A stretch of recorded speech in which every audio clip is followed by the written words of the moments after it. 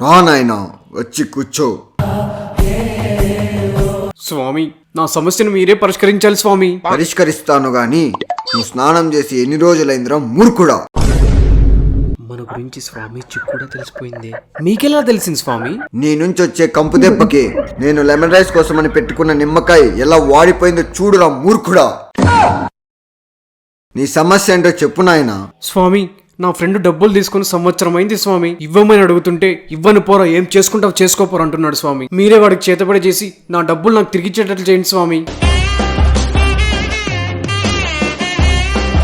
వాడు పోతే వీడు, వీడు పోతే వాడు. O B బుషా. బుజ్జి తల్లి వచ్చేస్తా గదే, చూపియవే. ఈ నిమ్మకాయ వాడికి జ్యూస్ లో కలిపిచ్చేసి నెక్స్ట్ రోజే వాడు నీ డబ్బులు తిరిగి ఇచ్చేస్తాడు నాయన.